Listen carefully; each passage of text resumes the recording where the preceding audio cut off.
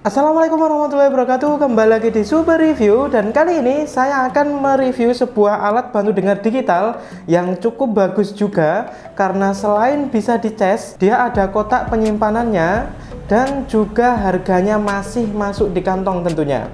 Oke, biar tidak penasaran, ikuti terus video ini.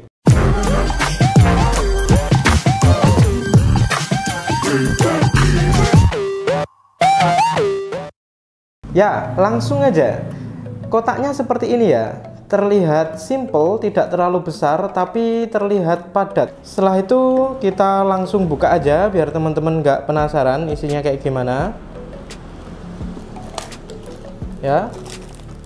Di sini kita mendapat sebuah charger. Chargernya warna hitam ya. Dan colokannya colokan Indonesia seperti biasanya. Di sini ada colokannya seperti colokan HP.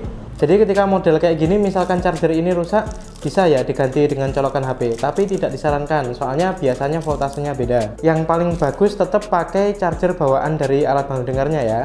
Setelah itu kita dapat apa lagi? Nah, kita juga dapat kabel untuk ngecasnya. Ini berapa panjangnya? Kita cek. Sekitar 30 cm kayaknya, ini nggak terlalu panjang tapi cukup tebal ini kabelnya. Dia modelnya kayak micro USB ini. Setelah itu ada buku panduannya dan foto dari alat bantu dengarnya, dan pasti juga ada ini alat bantu dengarnya. Ini kotaknya cukup bagus dan kuat juga.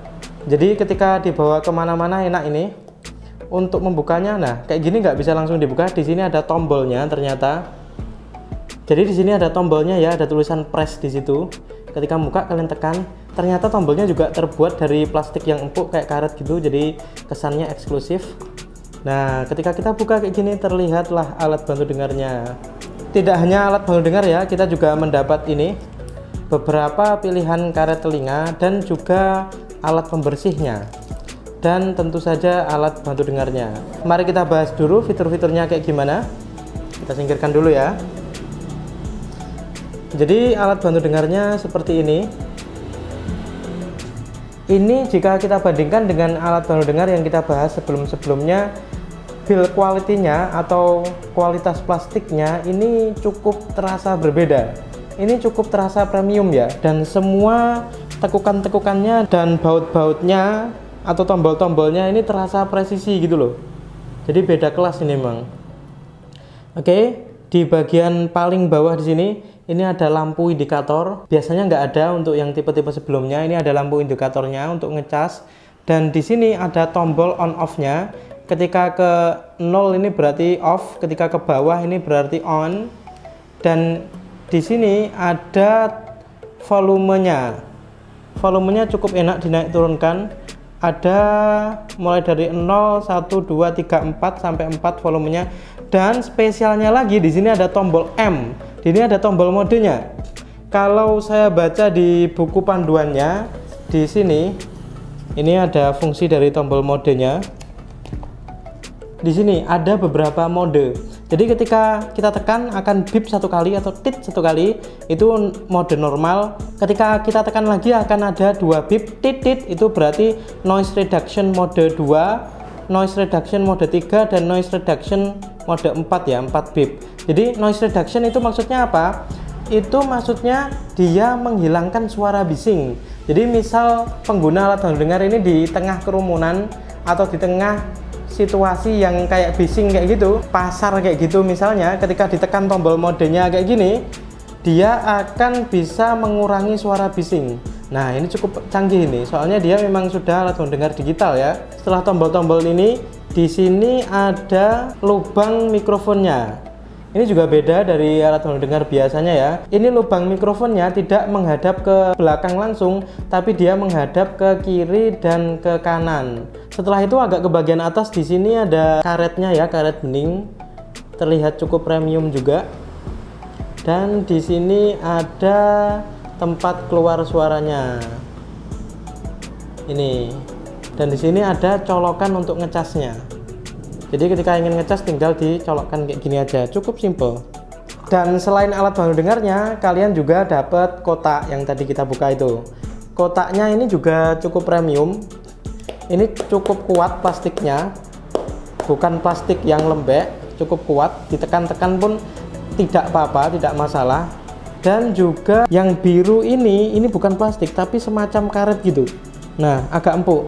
Jadi ketika alat bantu dengarnya ditaruh sini akan tidak ada gesekan dan membuat alat bantu dengarnya terlindungi dengan baik.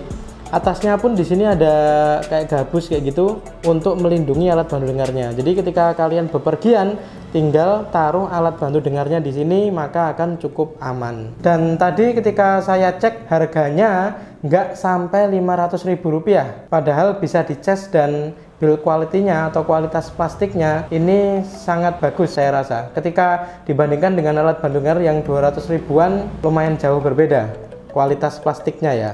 Mari kita coba kayak gimana ngecasnya, oke? Untuk ngecasnya juga cukup mudah. Yang pertama cukup sediakan colokannya tentu aja ya. Setelah itu adapter chargernya tadi kita buka aja, ini belum pernah dibuka.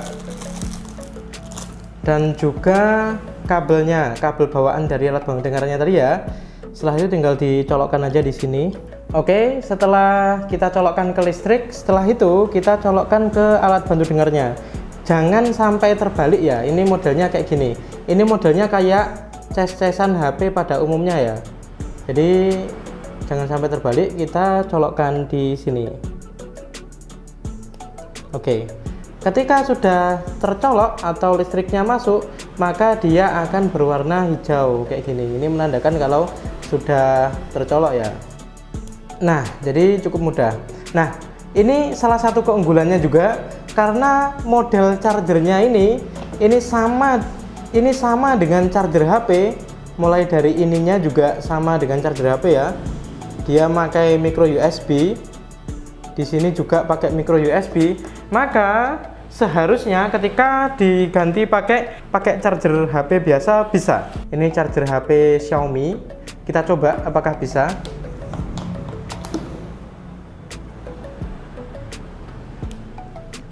Ternyata bisa juga guys. Misalkan ada kabel yang rusak, misalkan kabelnya ini putus, misal bisa diganti pakai kabel HP biasa.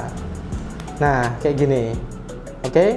Atau misalkan batok kepalanya ini yang rusak, tetap pakai kabel yang dari alat bantu dengarnya, kita bisa colokkan ke charger HP kita.